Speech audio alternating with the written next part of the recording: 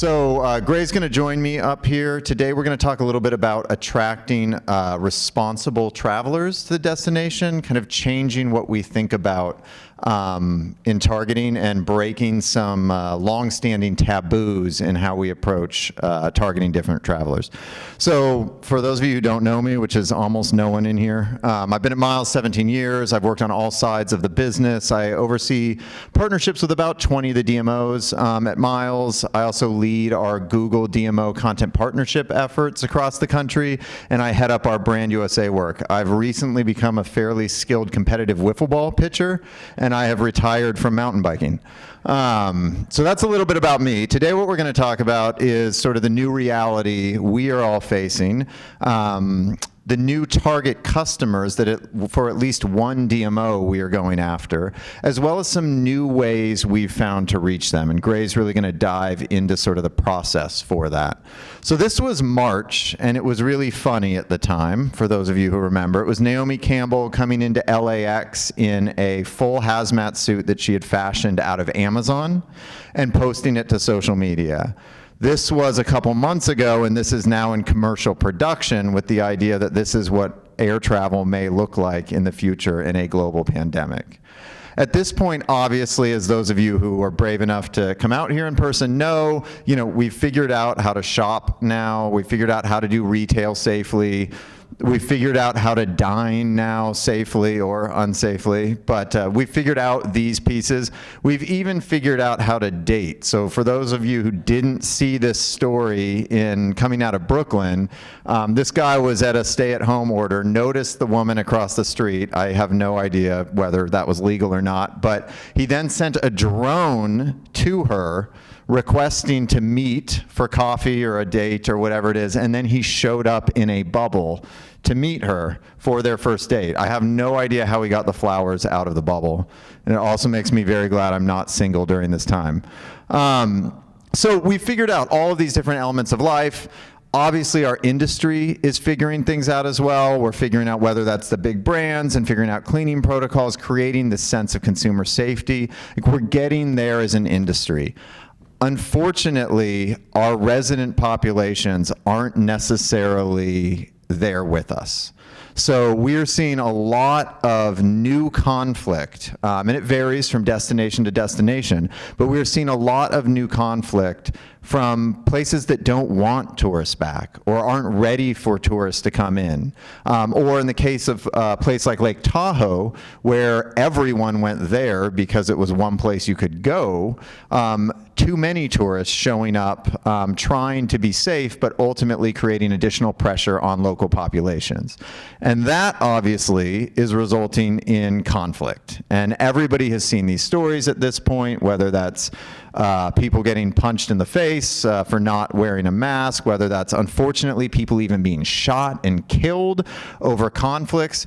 This sort of culture war around safety and whether or not people are welcome has hit pretty much every community.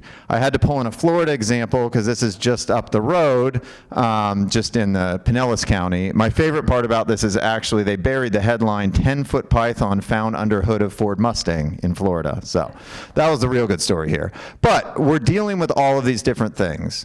So what does that mean if we are going to convince our local audiences, our local residents, that tourism is not just really important for the economy, because we've been doing that forever, varying degrees of success. How are we convincing them that we can bring safe travelers to a destination? And how can we show them we are doing that? Well, it starts with research.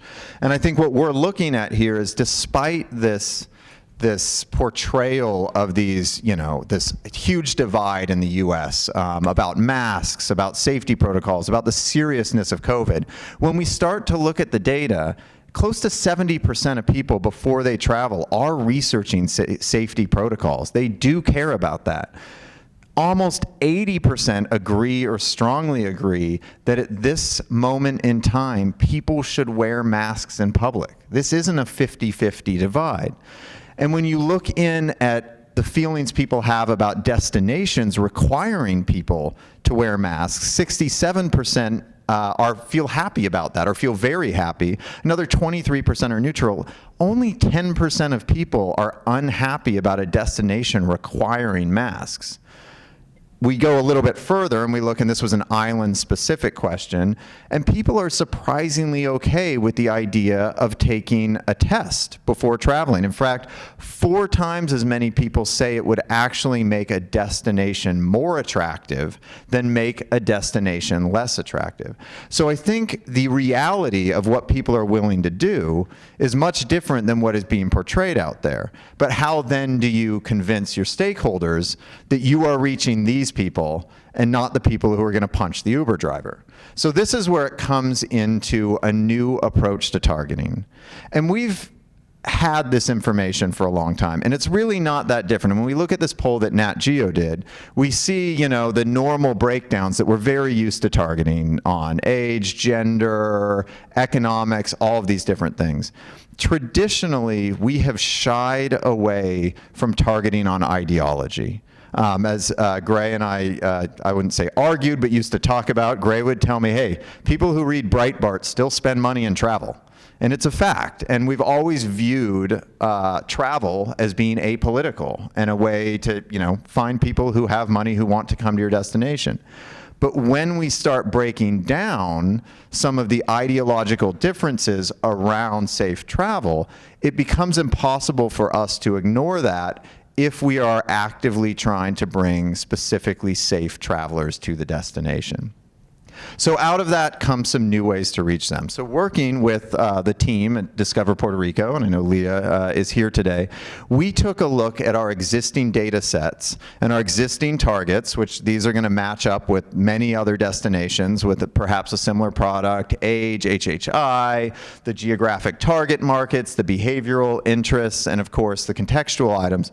And we looked at how we layered in available data to create a safe traveler segment that we could ultimately target and shift media towards as we came back online, and show both the local industry and local politicians the steps that we were taking to ensure the people we were bringing to Puerto Rico were going to respect local customs, were going to respect local laws, and ultimately weren't going to compromise the safety of the destination.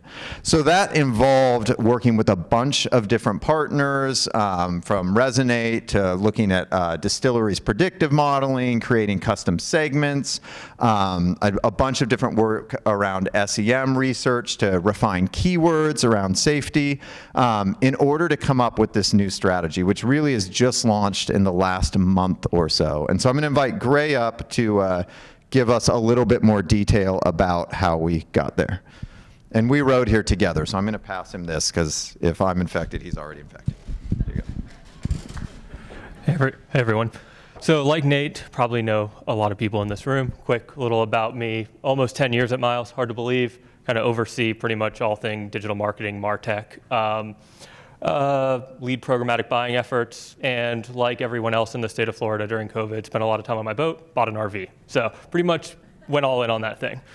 All right, audience creation activation. I'm going to apologize up front. This monitor is a little small for some of the small text on my next slide, so I'm going to do the best job I can explaining everything on it.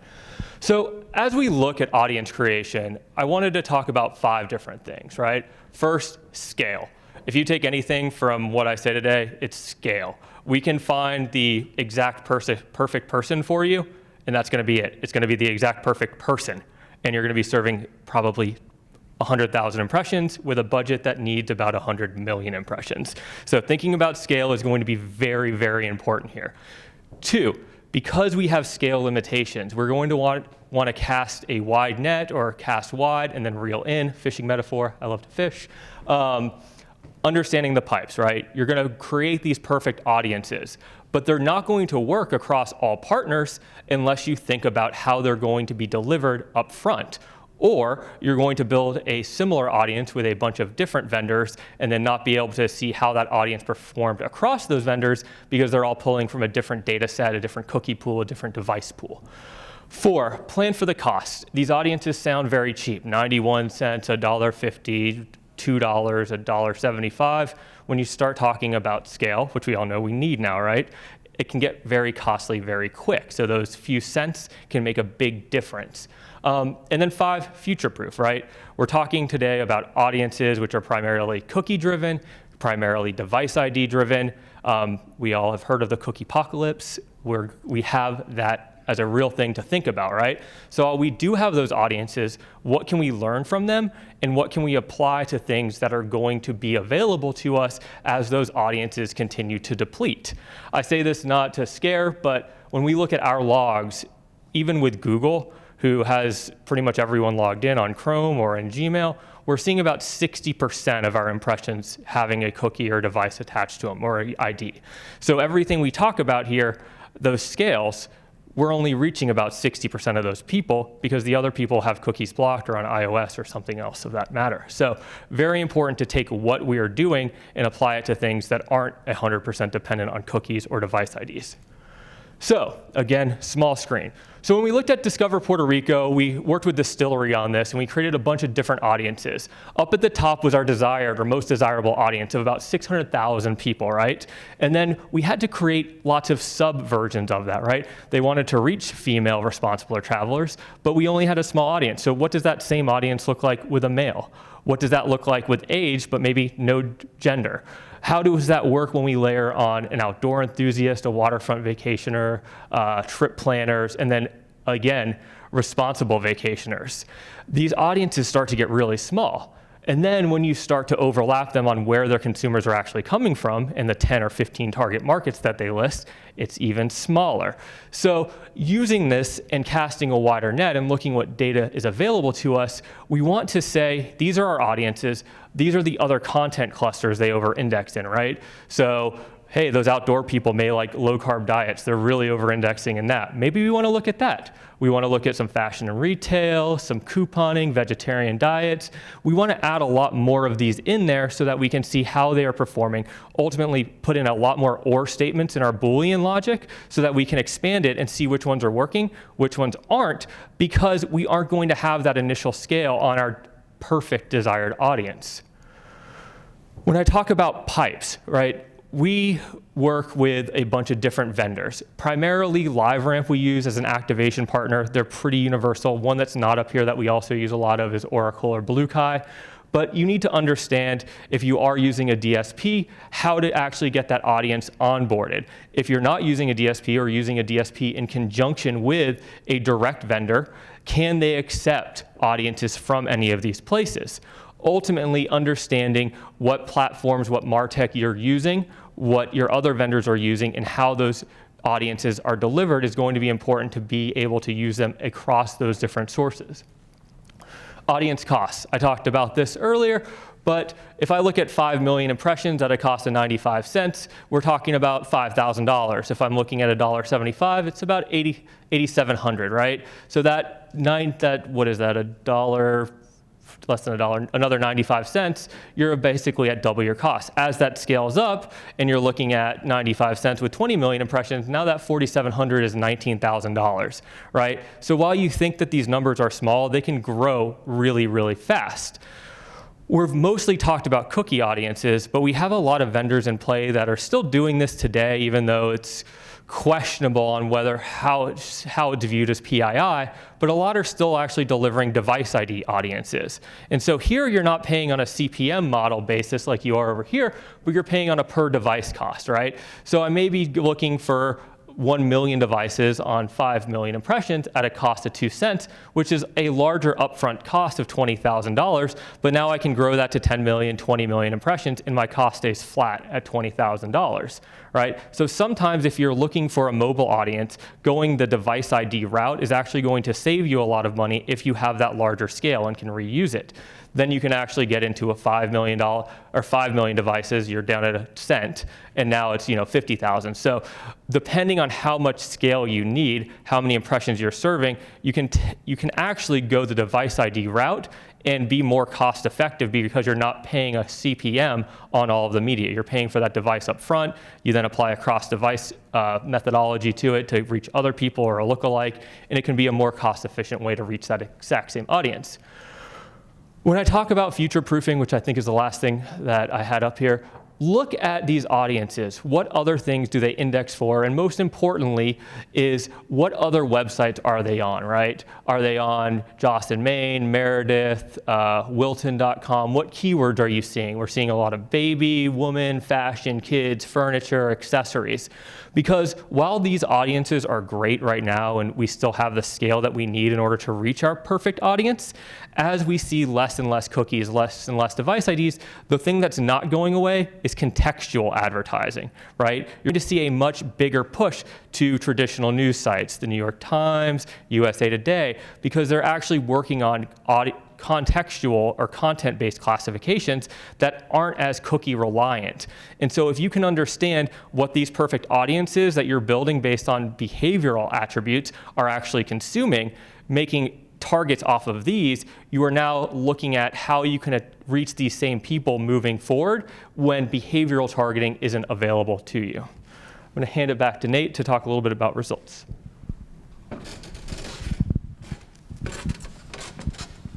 All right, and these are really early results. And so I'm going to start kind of from the bottom and work back. So what we saw over the course leading into this that sort of helped reinforce this strategy is close to 43% of all traffic that was coming to the website, combined organic and paid, was already going directly into the travel guidelines and travel promise pages. We were also seeing and using personalization through Bound that we were getting about a 4 times click-through rate on safety-related messaging. So that was reaffirming what we saw earlier in terms of what people were looking for. And we were seeing SEM safety-related advertising with a significantly lower bounce rate. When we talk about media, this is pretty astonishing. And of course, my media team will never allow me to showcase incomplete results without a large enough data size. So this was the only thing they would allow me to actually report out as fact. I'm like, I can make it sound like fact, but they weren't down for that. So click-through rate on SEM tied specifically to responsible traveler keyword combinations, click-through rate of 27% and a cost per click of 65% versus 3.18%. So close to 9 times the click-through rate when we were relating destination terms and safety or safe traveler related promises. So very interesting and promising very early in the media results here. So in terms of a couple key takeaways, DMOs are not allowed to discount at this point locals' concerns and fears. That was true before COVID. I think we were all starting to accept it in this new world of DMMO. COVID has just accelerated that. It's okay to use ideology sometimes as a targeting criteria. When the ideology matches up with the way people travel, it's irresponsible not to use the data we have available. Start with the ideal and then broaden, iterate, and optimize on cost and performance, as Gray talked to. And finally, I think this principle, hopefully this applies to everything about the last 9 months and probably the next 4, but what doesn't kill us makes us stronger. So part of the learnings we got out of this in terms of the value of contextual should be applied to our future media strategies well beyond a COVID-related world. That's what we got. Thank you.